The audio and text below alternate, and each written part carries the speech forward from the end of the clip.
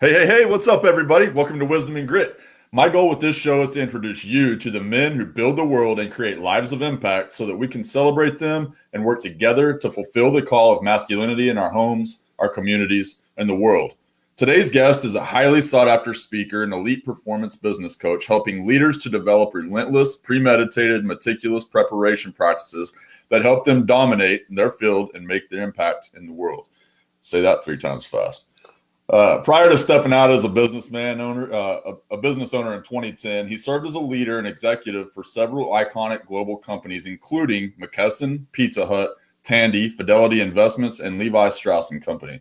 Since that time, he's gone on to become a founding member of the John Maxwell team and a platinum speaker with Les Brown, not to mention the author of 3 Amazon best-selling books. But if you ask him what he's most proud of in his professional career, it's that he currently serves on the boards of 3 nonprofit organizations that are truly making a difference, including the board chairman for Adaptive Training Foundation, where veterans and civilians with physical impairments redefine their life physically, mentally, and positively reigniting the dynamics of their family, their community, and the world. Please help me in welcoming my dear friend, Jim Gardner. Jim, thanks for being here, buddy. Hey, Corey, I'm really blessed for the opportunity and always great to catch up with you, my friend. Yeah, absolutely. So you've been in this game for a while, and in helping elite performers execute at the highest level. And I love that about you. And when we get together, man, I'm always just blown away by the depth of who you are as a person. And it's kind of funny because you have this like gentle, sweet spirit about you, dude. But you're a warrior, underneath it all. And it all kind of stems back to the very beginning of your life because I've heard you talk about that before, and just the trials and the stuff that you kind of engaged in at a young age, and just the blessing that kind of like took place in your life to help you kind of move past that and really understand your life and the impact that you can make individually. So why don't you take us back a little bit and kind of start out and introduce yourself and kind of let us know about that. Well, sure, Corey, thank you. And it's always a blessing just to be able to talk to a faith-based, forum like you have here. And once again, I'm just really appreciative and admire what you're doing with Wisdom and Grit. We just need more and more of this to expand. So that more men have the opportunity to really identify with one another and support one another and become true men of Christ. Absolutely. So this is just a blessing to be able to speak in this way because going back to kind of the beginning as a child. Things were fairly normal at first, but then things changed.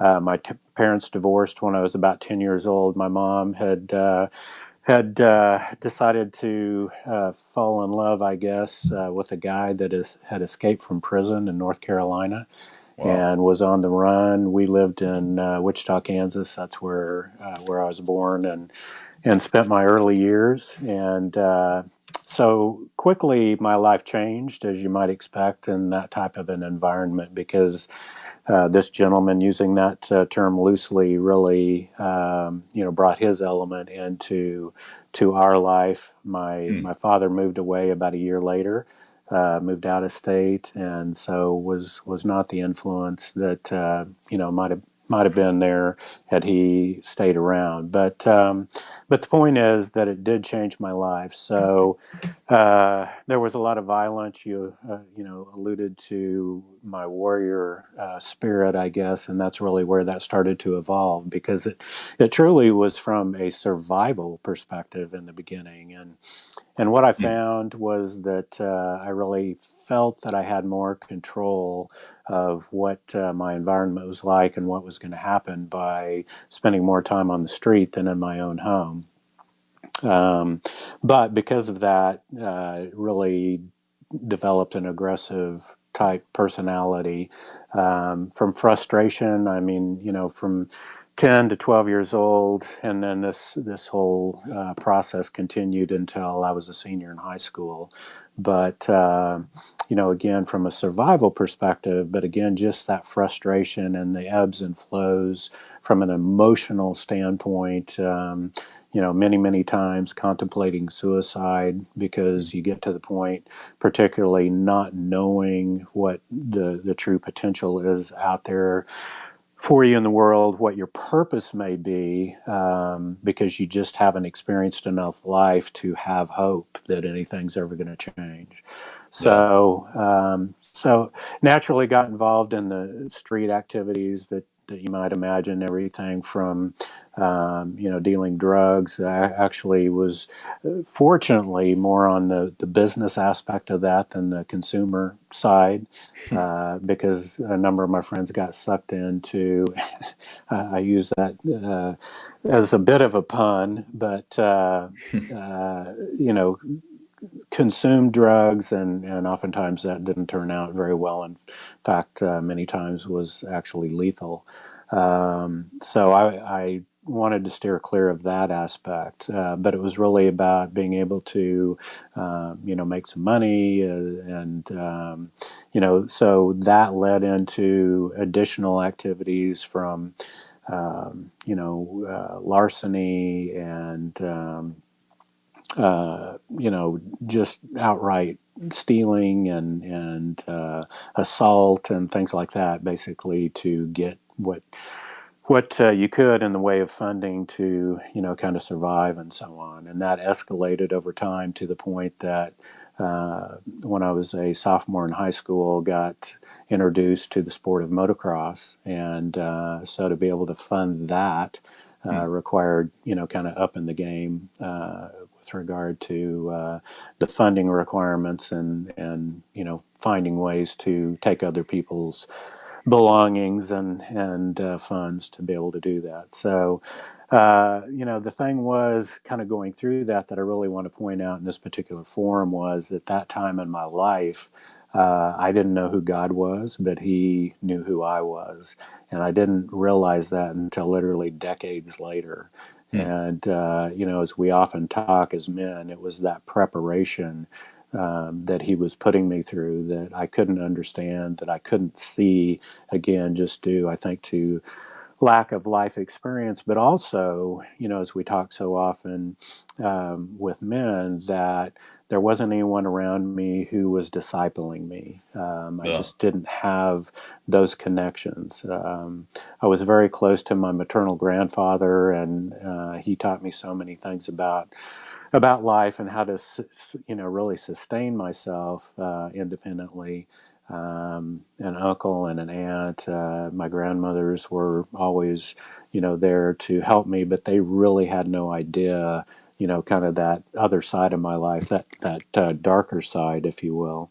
Yeah. So there was a little bit of stability from that standpoint, but again, no real men to step in and kind of give me some boundaries, if you will, some core values to live by. So it was day to day, and again, going back to a time frame, this was in the late 60s, early 70s, that I was in junior high and high school. So a lot of people aren't aware of this, but Wichita, Kansas had as much racial strife as Birmingham, Alabama. So it wasn't, Hmm. all that safe of a place. We had curfews. You couldn't be out after dusk or you'd be arrested if they caught you. We had car bombings, riots, you name it. And so even with all of that going on, I still felt that I had more control of my life, my survival in that element. And in doing so, again, from kind of a spiritual perspective, what I found was some of the, toughest people out there on the streets that most people couldn't even communicate with, that at the end of the day, every human being, because I believe God plants this in us, is looking for love. And that love is only found when we develop connections and relationships with other people. So even in situations that, were potentially or could have turned out fatally, just instantaneously learning to make that connection and figure out what that person was looking for in the way of love at that moment in time, Yeah. simply to survive, another day. Mm. So, with all of that, I was learning a lot about human dynamics, and starting to learn about mental preparation and emotional fitness and not reacting. I could play some decent basketball back in the day. And so actually a lot of my friends on the street were black. And so we played a lot of street ball and so on. And as you can imagine, being a white guy, then you got taunted a lot. You really kind of got tested, if you will. Yeah. And other people that were in a similar situation, I noticed when they reacted emotionally, things didn't turn out well. So it was really learning to kind of take a pause in particular situations and assess the situation and respond as opposed to react. And typically, things worked out better, in that way. So then, additionally, with regard to school, I didn't learn until years later that I was dyslexic, and I knew that I hated school, and it was very, very challenging. So my grades were always bad. In fact, when I was a sophomore in high school, was called in about halfway through the second semester, and I said, you're failing every class, and by our records, you're the most truant student in a high school in the state of Kansas. So what are you going to do about that? And it's like, well, I really didn't care, other than the fact that I just had this sense, and again, it was a God thing that I needed to graduate from high school. So what was I going to do? I pulled around some friends who were academically much better than I was, but even again, building relationships with teachers that weren't necessarily my classroom teachers that were willing to step in and help me out. So I was able to kind of skim by with some C's and D's to cover a few of the F's, if you will, and that was pretty much how things happened through high school until my senior year. And so that was when my first mentor, if you will, stepped into my life, and it was actually a high school teacher, and he taught U.S. government. And when I was walking out of class one day, he hollered my name and said, "Gardner, come back here." And so I went back to him, and he was one of these guys that I think most of us have had at one point or another as a teacher, where he was a hard ass, Yeah. but most of the kids liked him. Because he did it in a way that, in some ways were humorous, but also in somewhat of a loving way. And you could just sense that. So I went back, and he looked at me and he said, "You're at a crossroads." And he said, "You're either going to die soon, or you can do something that will create value for the world." He said, "Have you ever thought about going to college?" And I just laughed at him. I said, "Man, you know my grades, and there's no way I could ever get into a college. And by the way, that's the last thing that I would be interested in doing because I hate school." Yeah. And so to sign up for another 4 years at a minimum is just no way. But he saw something that I couldn't see in myself, and I think that's where mentors and people who can disciple us. Um, it's important. I think God puts those people in our lives to be able to allow us to take steps that then allow us to see things that we can otherwise see.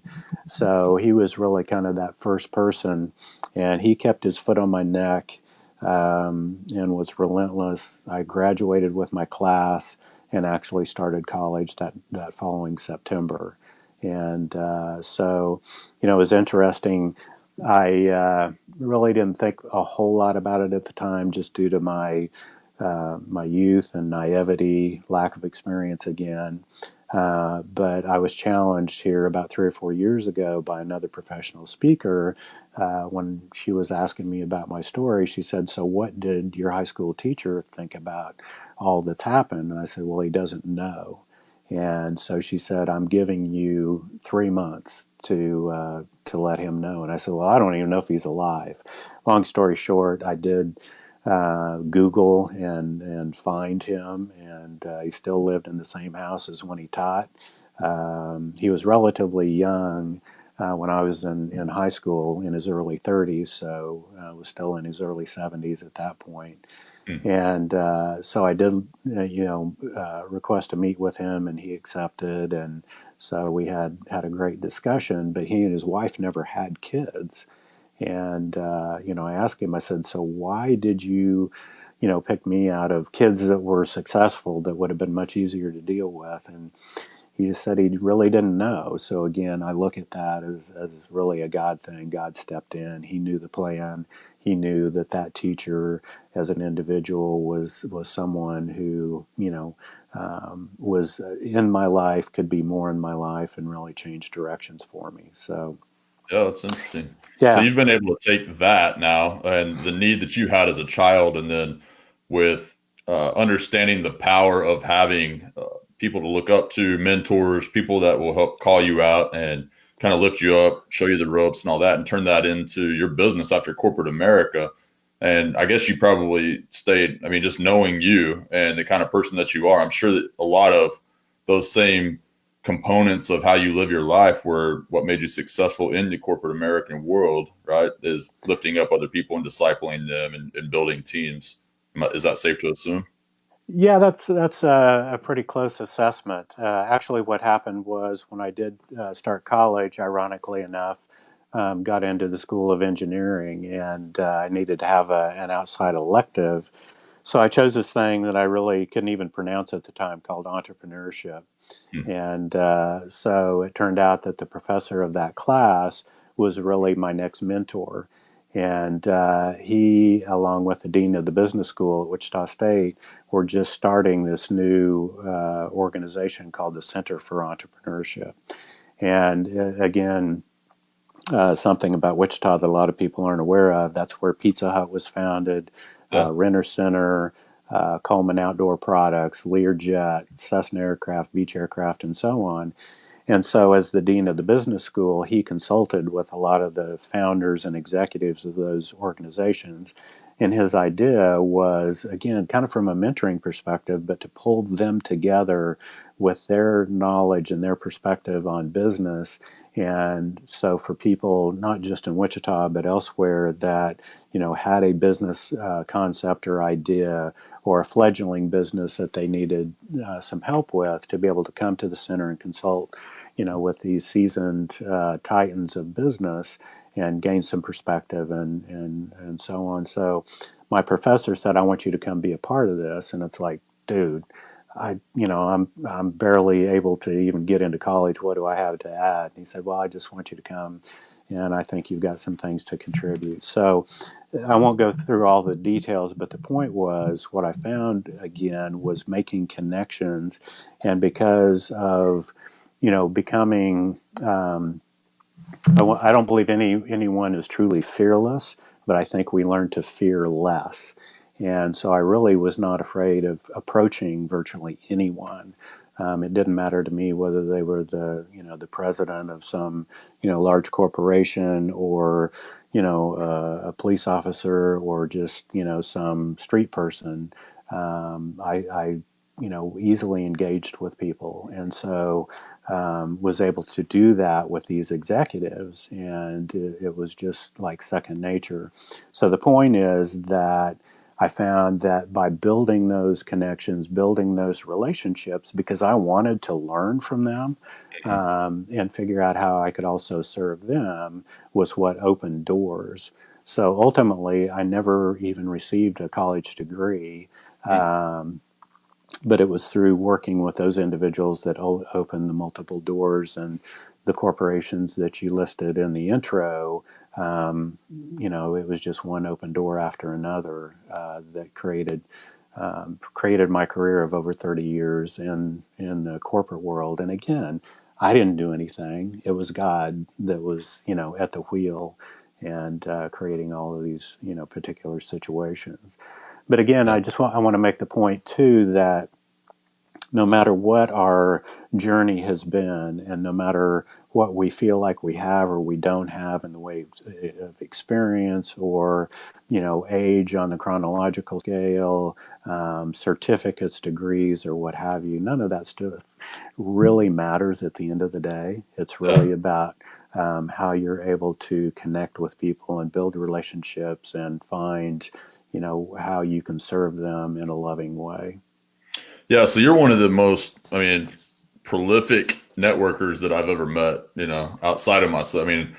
I would say that I have a pretty strong Rolodex, but whenever I meet you, it's like literally, you know, everybody or they know you whenever I'm running across that. And I think it's pretty interesting because similarly, the backgrounds of school early going up, I didn't have all the academics in place. And so I real like kind of looking back, I guess I can see how, for me anyway, that like being able to get in and meet the right people and know the right people and building a strong Rolodex, networking and doing that kind of thing really um, became the path because, it's like if you don't have that thing to kind of pull back on it as far as academics, that's the best thing really is the relationships. And I think so many people get kind of hung up on this whole idea that the academics have to be super strong and all that, but it's that old adage of it's not what you know, but who you know. And I completely agree with that. So, Right. yeah, you've been really profound at that. So going into like skipping forward a little bit, and I know just for the sake of time, because I want to make sure that we get to all this, but you've worked on all of those corporate types of areas, and then you got to the point where you're like, you know what, I want to get out and start coaching, consulting. That's never an easy path to decide that, hey, now's the time, especially if you've been an executive within companies and doing that kind of thing. So you're used to living on the higher scale of the living, the cost of living and that kind of thing. So, uh, what was it about that time, right, 2010, that made it like now the time to step out for you? Well, again, it was a God thing, and I didn't see the whole picture at the time, but just how all of that basically evolved. Again, I want to talk a little bit about mentoring and some discipleship, and I think they're similar in nature, depending on whether you're coming from a secular perspective or situation or from a faith based. Yeah. And too, just everything that I do from a coaching standpoint and even from a relationship building perspective is all biblically based. Right. And I didn't do that by design, but as I look back at what I do, it's all directly tied to Scripture. Yeah. So it's a solid foundation to certainly work from. But what I found in most of my positions throughout those organizations were in some way involved in various types of business process, technology integration, those types of things. But again, it all involves people. I mean, these Yeah. corporations are nothing without people. And what I observed over time was that, and we see it more and more today, people show up. I don't care if you're a CEO or if you're a janitor, you're punching the clock, right?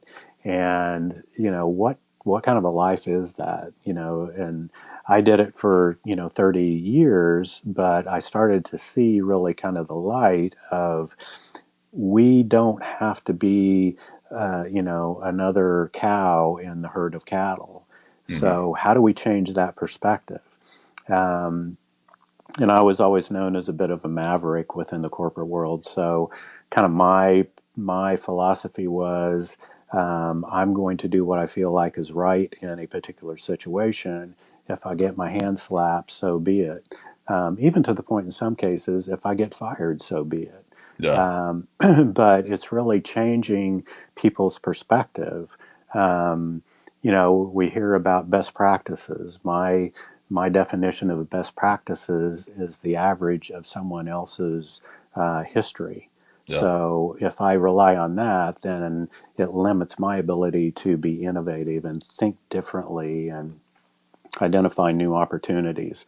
So all of that to say, looking at someone's role, and so for my direct reports, no matter what it may be, if you were in charge of finance, let's say, then I worked with you to develop essentially your business plan that was essentially a franchise within the business. So identifying how you're developing yourself that gives you more capability and capacity from a skills perspective, from a soft skills perspective, just as, who are you becoming? Who do you desire to become? Yeah. And in going through that process, how are you utilizing your time? And I break that down into three categories. We all obviously have 24 hours in a day, Hmm. but we're either investing that 24 hours, we're spending that 24 hours, or we're wasting 24 hours. So being aware of that and teaching people to be aware of it, show me your calendar. And Yeah. particularly with executives, it's meeting after meeting after meeting, and so I would ask them to tell me why they were invaluable at attending a particular meeting. And most of the time they couldn't. Well, I'm just supposed to be there. Mm. And so the point is helping them understand the value of investing their time and looking at what they do hour by hour and identifying more opportunities to invest as opposed to wasting. And by the way, spending time are doing those things that we have to do. So whether it's filling out an expense report, whether it's, sitting down and paying your personal bills on Saturday morning, whatever, we have to do those things. So that's spending time. Yeah. But if you're not investing or spending, you're wasting. And so showing them how much time is actually being wasted being so-called busy. And the whole thing that it presented was they saw much more opportunity for ownership of what they did every day.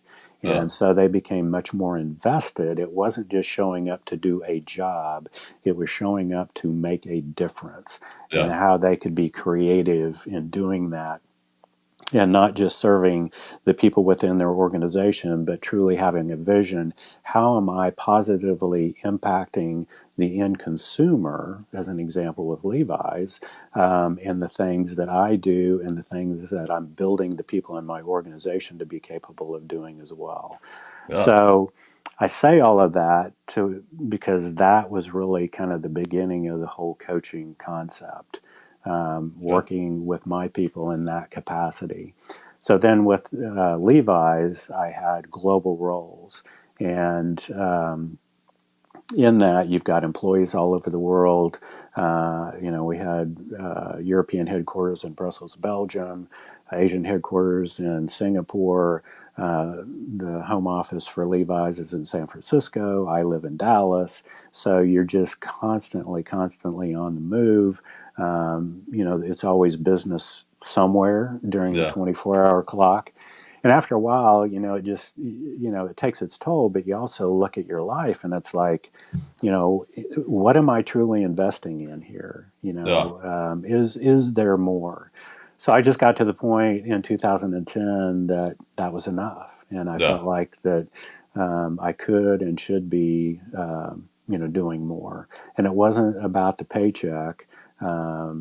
So it was really kind of taking a leap of faith, but it was something that I prayed about and felt confident that I was receiving back from God direction to make a move. Yeah. And so shortly after I left, it was just a few short months later that I actually met John Maxwell at my home church, which is Gateway. And so that's what led into the John Maxwell organization. And, again, it was God designed, but was in the very first class that went through that process. And so that, set a bit of a foundation with regard to coaching.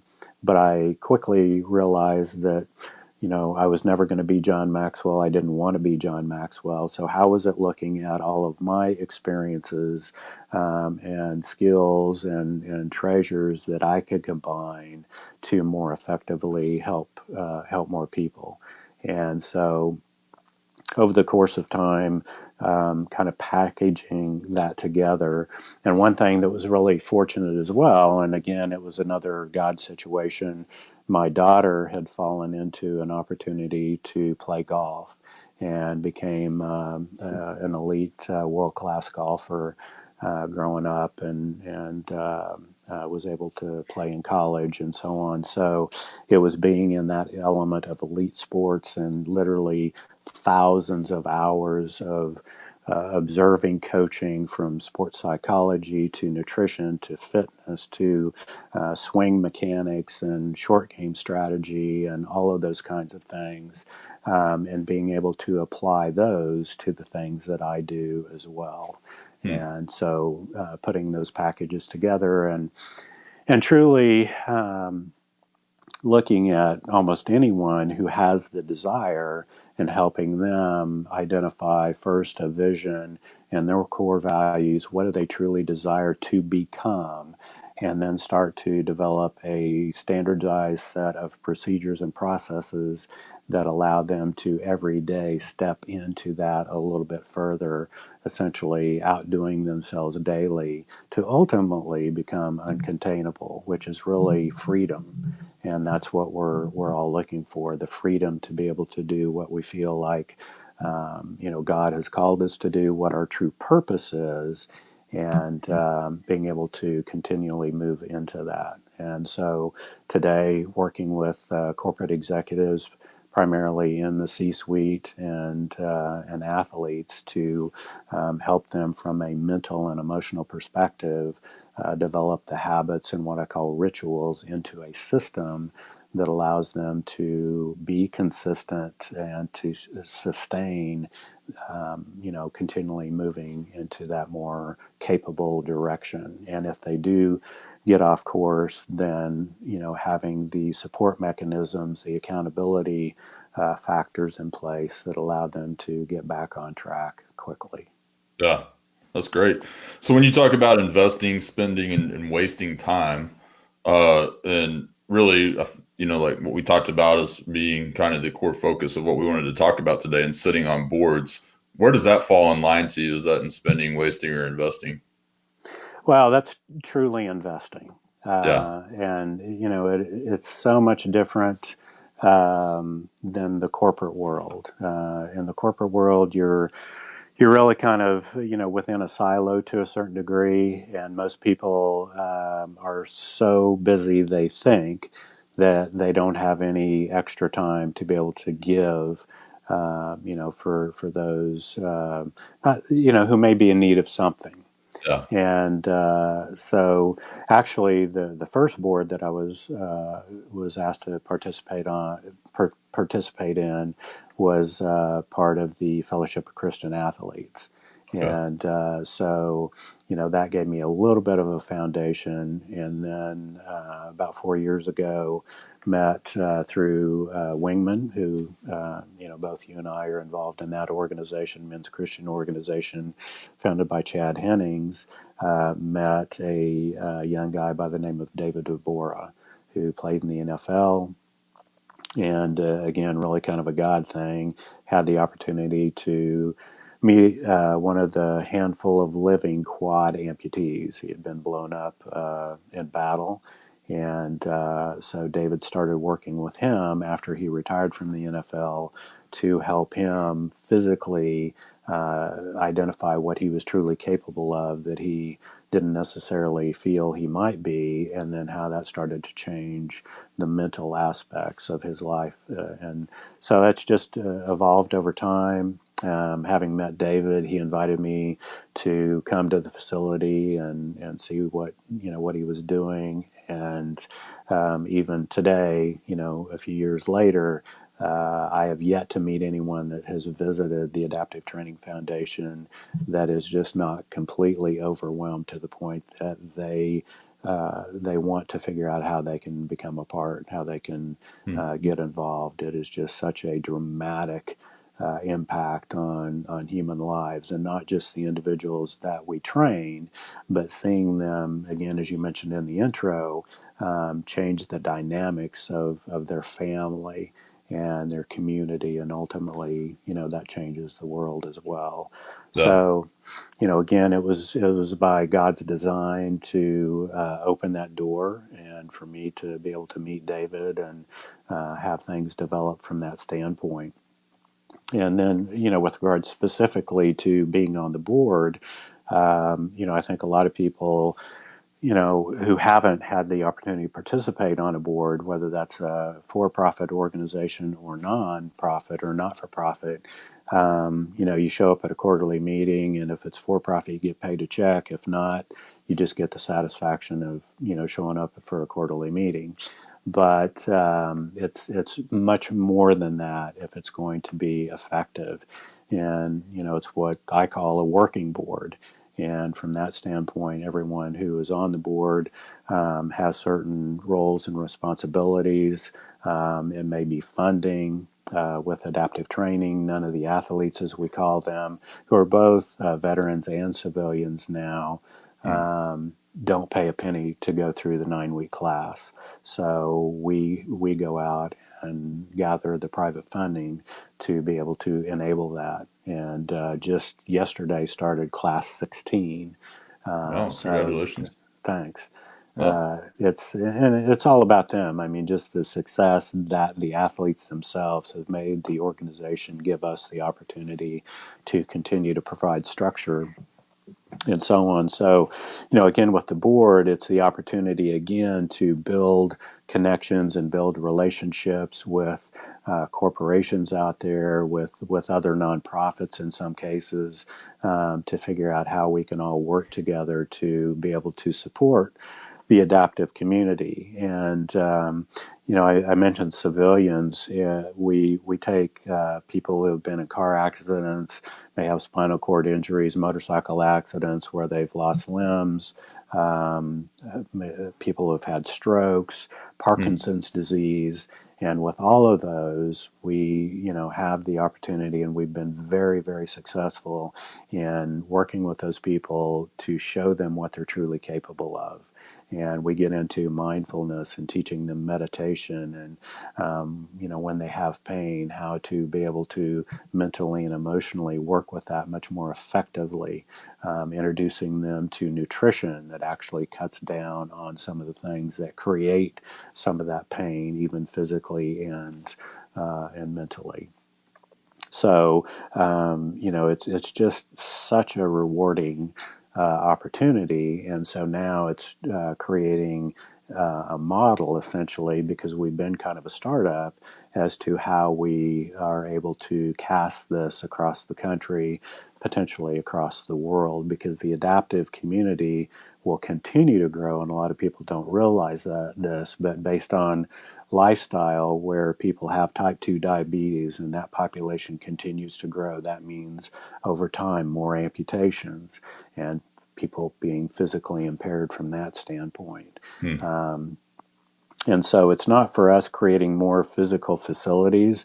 Gyms are kind of like 7-Elevens. There's like a gym on every corner, but it's developing certifications for trainers, for physical therapists, for chiropractors, and so on, to work with that adaptive population based on the things that we have learned and continually learn every day to be able to most effectively work with our tribe.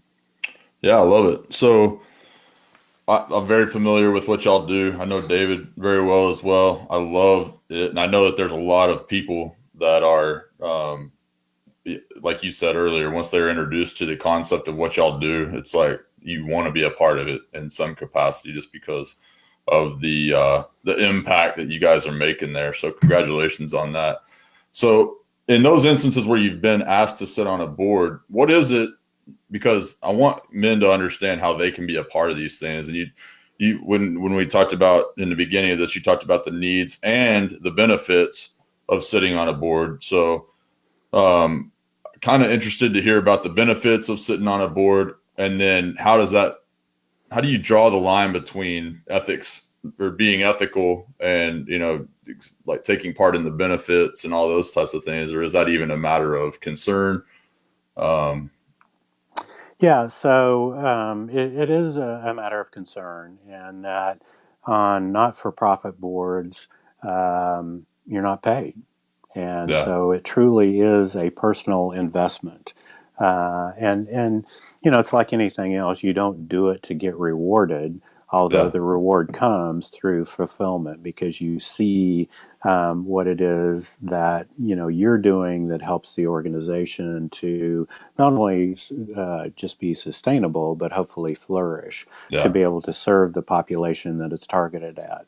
So whether it's a women's shelter, whether it's a homeless shelter, whether it's a prison ministry, or something like adaptive training. Another board that I'm on is with a health share ministry. So there's just literally tens of thousands of opportunities out there. So it's a matter of identifying what is in your heart as far as how you would like to serve. Yeah. And we go through obviously a vetting process for the three different boards that I'm on to identify, what is it that we need, having the diversity from, skills capability, but also, different people come from different communities and so on. And again, it's about building relationships.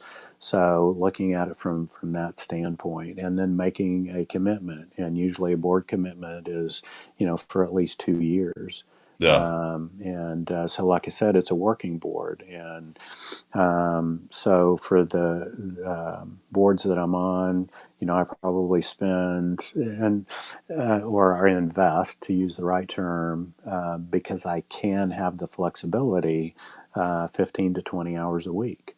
Oh, wow. But it doesn't have to be that much, but you do have to be able to make that commitment, Sure. whatever's needed. And it's, again, it's seeing things develop, and just the fulfillment of seeing those things happen for the individuals that you're trying to serve.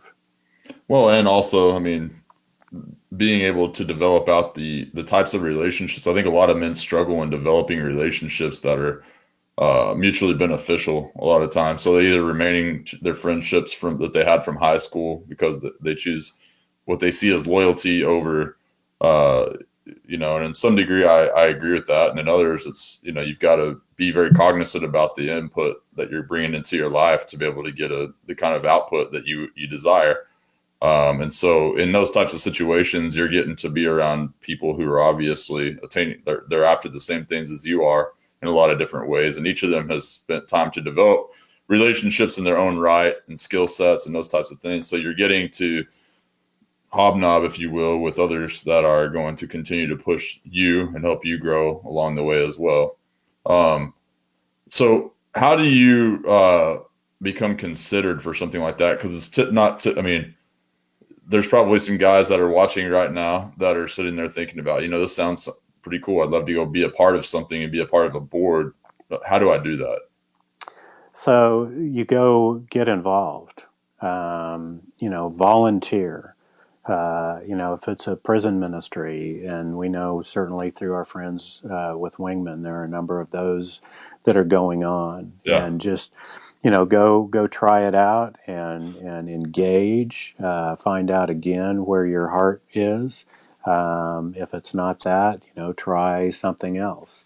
But then where you find that connection, where you feel like you can truly plug in and where you can add value, then just invest more and more time with that organization, Yeah. because again they're going to have a bit of a vetting process, or at least they certainly should, and Hmm. they're going to look for people who are continuously committed. They're there, rain or shine, because they have it in their heart to make a difference for that organization. And then, if you're interested, make it known. I would love to, take it to that next level and be a part of the organizational structure, join the board, whatever the case may be. And Yeah. again, there's such a need out there that, that it won't take long. I think the other aspect is, in a couple of cases, for me, it's just been where, people who know me, have identified a need. One of the boards, just because of my corporate and business background, the board was in disarray. There was a lot of dysfunction and challenge to the point that potentially the organization, could have folded. Yeah. And so they asked me to come in and provide some structure, provide some leadership. I feel blessed, because of what I do to earn a living, but also my experience overall allows me to plug in. And so I find myself, in the organizations that I sit on the boards of, really coaching, the people who are in leadership, and in some cases, the people who are receiving the services.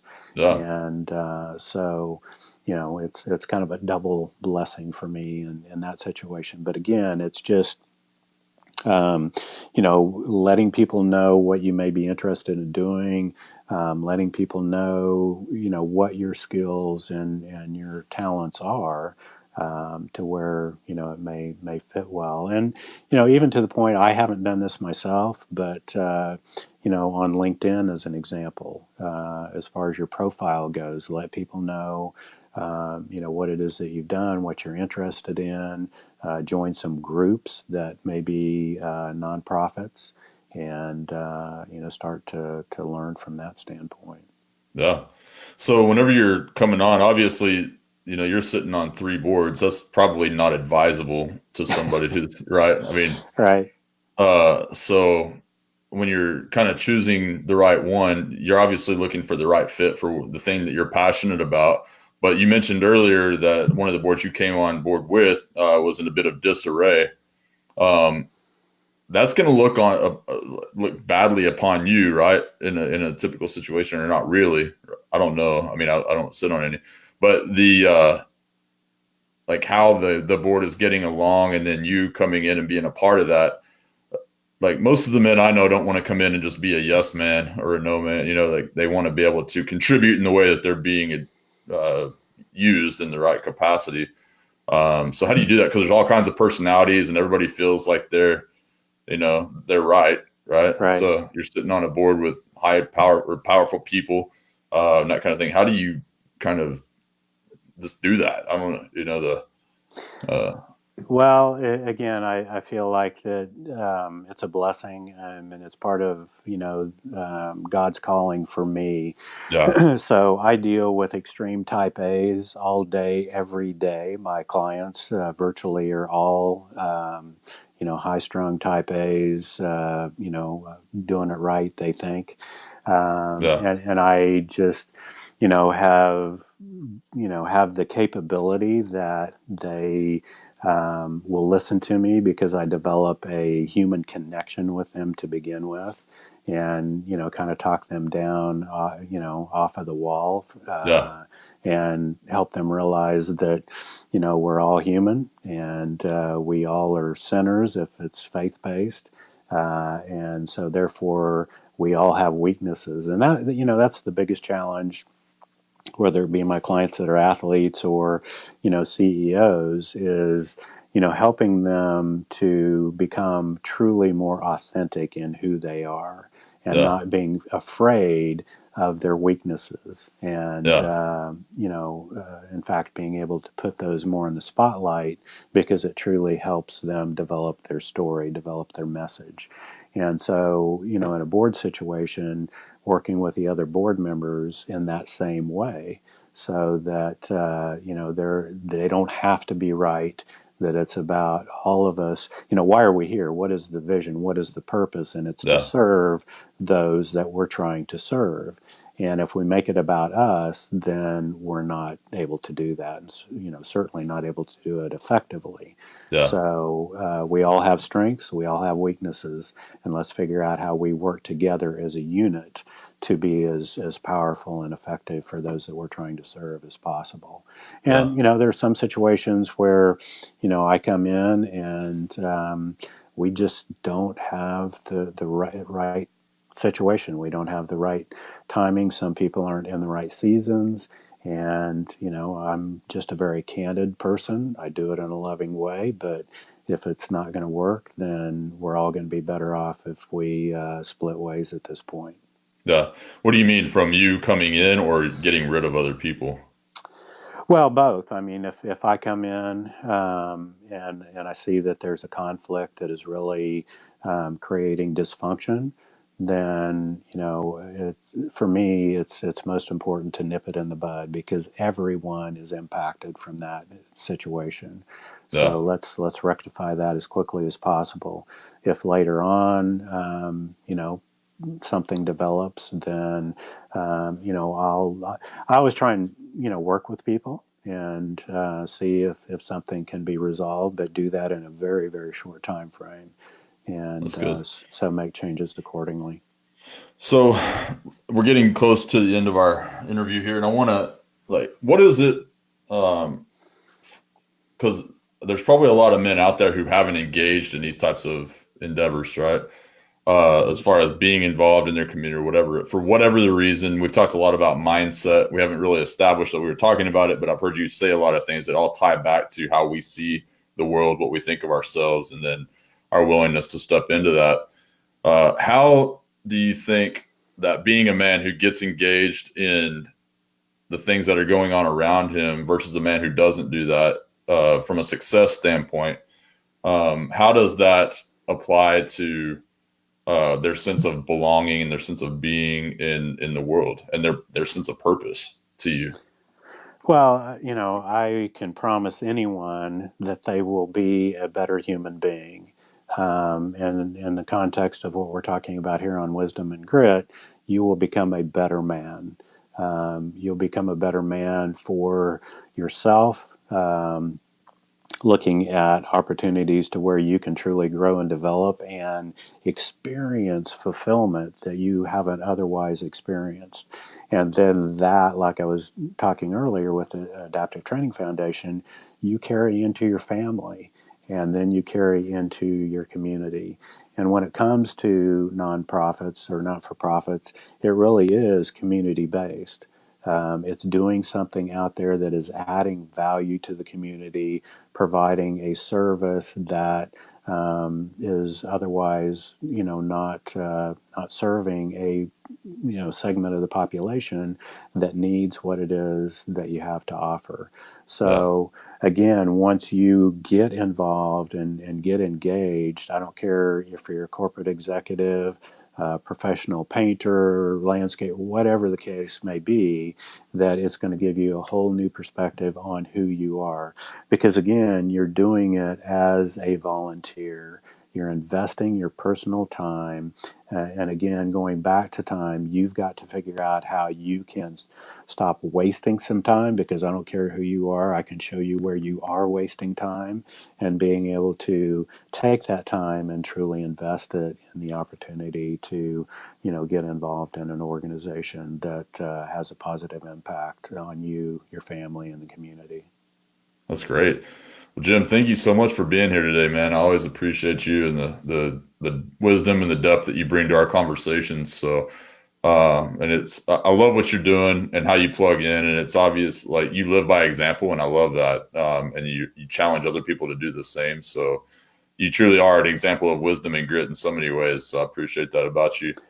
Why don't you let the men know how they can find more out about you, connect with you, and what you're doing? Yeah, absolutely. And first of all, Corey, just want to thank you again. I truly appreciate the greatness that you're creating with Wisdom and Grit.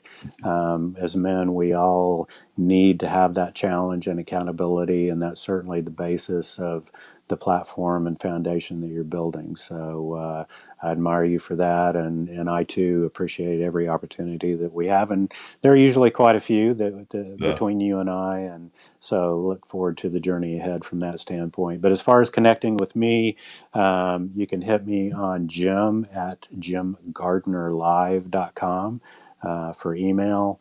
And then I'm on most of the social media platforms. I actually make a post 5 days a week on Instagram that hits Facebook, and then also on LinkedIn.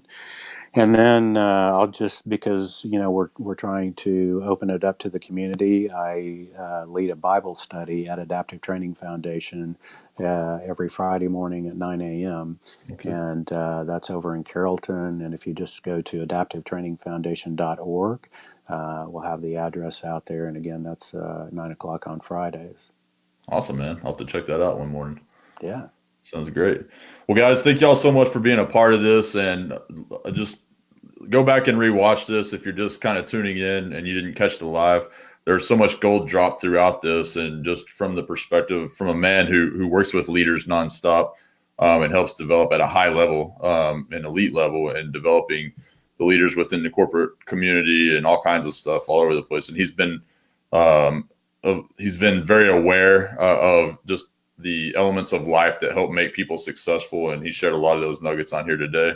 So I appreciate you, Jim. Appreciate you guys for being a part of what we're doing here in Wisdom and Grit. Please let me know if you can do anything to help you plug more into the group, and we'll talk to you guys soon. Thank you, Corey.